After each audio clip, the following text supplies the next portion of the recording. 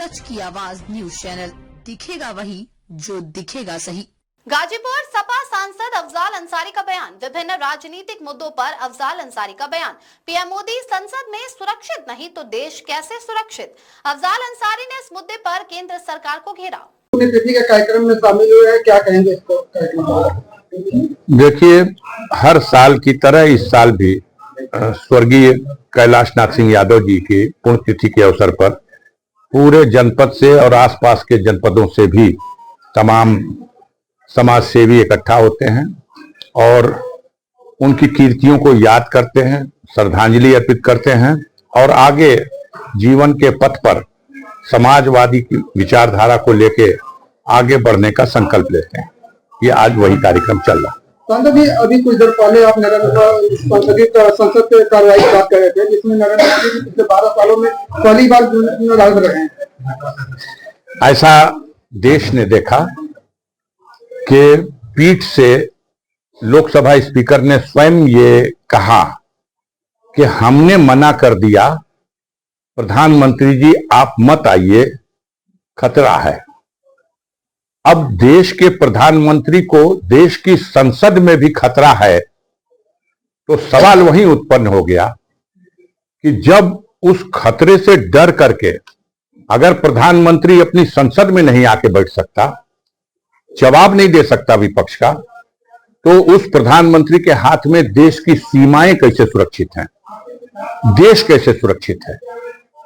अजीब विडंबना है कि सेना के लोग पूछते हैं, अधिकारी पूछते हैं कि दुश्मन टैंक लेके चढ़ गया और जवाब दिया जाता है जो उचित समझो वो करो।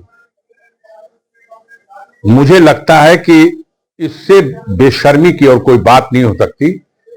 ये आदेश नहीं है, ये जिम्मेदारी से भागने का संकेत है। तो मैं यही कह सकता हूं कि इस सदन में वो अजीब दिन था। अपने इतिहास को जब भी पढ़ेंगे लोग तो सोचेंगे कि भारत के प्रधानमंत्री को भारत की संसद में इतना खतरा महसूस हुआ कि विपक्ष के सवालों का जवाब देने के लिए उपस्थित नहीं हुआ। जी, मोहन भागवत जी जनसंख्या को लेकर बयान दिए हैं। उनका यह कहना है कि बच्चों की शादी 19 से 25 के बीच में होना चाहिए और सभी को के 3 बच्चे होने चाहिए और तभी वो लोग स्वस्थ भी रहेंगे। देखिए, एक साथ वैज्ञानिक भी हैं। एक समय उन्होंने कहा था कि अगर देश की सीमा पर आवश्यकता पड़ी तो 3 लाख हमारे स्वयं सेवक मुकाबला करने के लिए रेडी है। तो ये एक के समय डॉक्टर भी हैं, दार्शनिक भी हैं और देश को 18वीं सदी में वापस लौटा के ले के जाने वाले विचारधारा रखने वाले लोग भी हैं। अब आज यह जो संदेश उनका आया है, यह संदेश आप गौर से देखिएगा किसके लिए है। यह संदेश किसके लिए है? इस संदेश में भी देश में विभाजनकारी नीति छुपी हुई दिखाई दे रही है।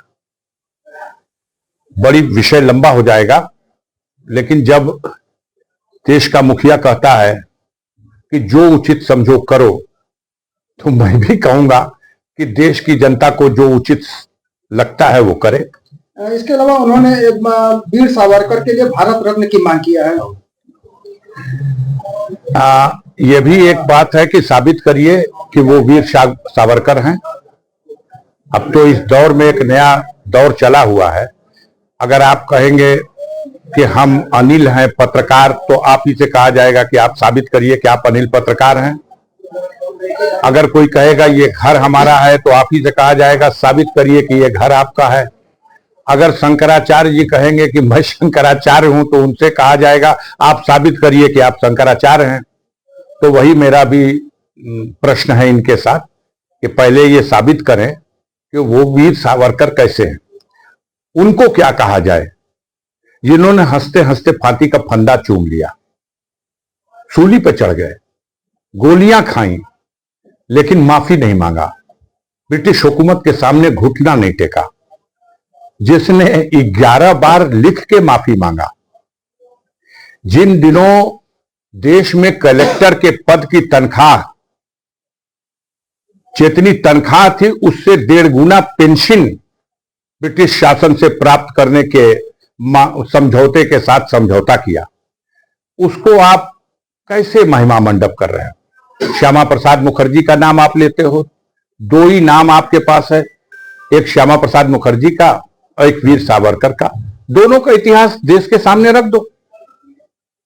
आप तमाम बातें करते हैं, सनातन धर्म की बात, हिंदू राष्ट्र की बात, और श्यामा प्रसाद मुखर्जी मुस्लिम लीग के साथ बंगाल में बनने वाली पहली सरकार में मंत्री थे।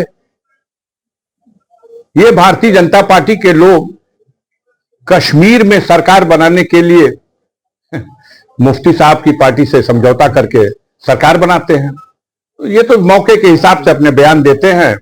कैसे अब इस वक्त बेचैनी बढ़ी हुई है और देश में लोगों में एक परिवर्तन की सोच साफ दिखाई दे रही है, इसलिए तमाम इस तरह के बयान दिए जाएंगे आने वाले दिनों में। सर, एआईएम के जो प्रदेश अध्यक्ष शौकत अली साहब हैं, उन्होंने ये कहा है कि जब मुंबई में मेयर बुर्के वाली महिला बन सकती है तो यूपी के सीएम जो है बुर्के वाली महिला भी आने वाले दिनों में बनेगी। देखिए, बिहार में ही लोग बना दिए। वहां कहे थे लोग कि अब्दुल दरी नहीं बिछाएगा, अब्दुल मुख्यमंत्री बनेगा। तो बिहार में तो अब्दुल ने मुख्यमंत्री की शपथ ले ली। अब अगर वो कहते हैं कि उत्तर प्रदेश में, एक उदाहरण अगर वो देते हैं कि एक बुर्के वाली महिला वो एक मेयर बन रही है, नगर की व्यवस्था चलाएगी, तो अब देश की व्यवस्था भी वही चलाएगी। तो गाजीपुर का इतिहास तो देखो ना, जाके देखो कितनी नगर पालिकाएं हैं। बहादुरगंज की नगर पंचायत हो, मोहम्मदाबाद की नगर पंचायत हो, दिलदार नगर की नगर पंचायत हो, जमानिया की नगर पालिका हो, जाके देखिए क्या इस पर मुसलमान चेयरमैन नहीं रहा। यह तो एक विभाजनकारी नीति है, एक समझौता है कि देश को धार्मिक कट्टर भावनाओं में बांटा जाए और कट्टरता फैला करके समाज को इस तरह बांट दिया जाए कि जो कट्टर हिंदू हैं वो एक तरफ हो जाए, जो कट्टर मुसलमान है एक तरफ हो जाए। जब दोनों कट्टर कट्टर हो जाएंगे तो एमआईएम वाले भी मानेंगे कि भारत में कै % आबादी है आपकी, कै % आबादी है। आप मालेगांव में तो बना लिए, आप मालेगांव में बना लिए, लेकिन आप देश के दूसरे हिस्सों में जहां आप संख्या बल में उतने नहीं है, कैसे बनाएंगे? देश को चलाने के लिए गंगा जमनी तहजीब को लेकर चलना होगा। देश में विभाजन के समय यह समस्या खड़ी हो गई थी। एक तरफ मोहम्मद अली जिन्ना ने कहा था कि हम धर्म के नाम पर एक राष्ट्र बनाने जा रहे हैं, आओ हमारे साथ मुसलमानों। लेकिन दूसरी तरफ वहीं अब्दुल कलाम साहब ने कहा था, ये मादरे वतन हिंदुस्तान हमारी अपनी जन्मभूमि है और हम जमहूरियत के निजाम को स्वीकार करके इसी भारत की मिट्टी में पले हैं, बढ़े हैं और दफन होना भी पसंद करेंगे। तो जो लोग मोहम्मद अली जिन्ना को फॉलो करने वाले थे वो पाकिस्तान चले गए, और जो लोग भारत भूमि को अपनी मातरे वतन मानते थे वो भारत में रह गए।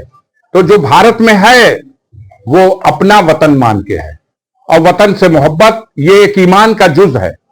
हम इसे धर्म की नफरत की आग में जलने नहीं देंगे, और किसी की भी कट्टर धार्मिक सोच को, चाहे वो भारतीय जनता पार्टी और आरएसएस की कट्टर धार्मिक सोच हो या दूसरी किसी भी दल की, चाहे मुस्लिम लीग जिन्ना के समय में या आज जो पार्टी उस कट्टर नीति पे चलने की बात करती है, हम उसे कभी स्वीकार नहीं करेंगे और देश की जनता भी उसे कभी स्वीकार नहीं करेगी। सर, एक अंतिम सवाल ये है, अखिलेश यादव ने एफआईआर को एनआरसी से आपको बता रहे कि एनआरसी किया गया है। अखिलेश यादव ने एक ऐसी जड़ी, एक ऐसा मंत्र, एक ऐसा सूत्र दे दिया है कि उसने नींद हराम कर दी है। अब भारतीय जनता पार्टी के लोग परेशान हैं। इसी सूत्र ने 2024 में भारतीय जनता पार्टी पूरे देश में जो परफॉर्मेंस दी हो, लेकिन उत्तर प्रदेश में उनके रथ के चक्के को जमीन में धंसा दिया था। और आने वाले 27 में इससे बदतर स्थिति भारतीय जनता पार्टी की होने जा रही है। 100 सीट भी भाजपा को उत्तर प्रदेश में जीतना मुश्किल हो जाएगा, क्योंकि समाज का हर वर्ग उनसे दूर हट रहा है।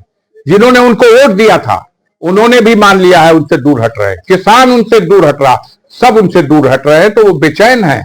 वो समाज को बांटने वाली बातों को कहेंगे। धन्यवाद।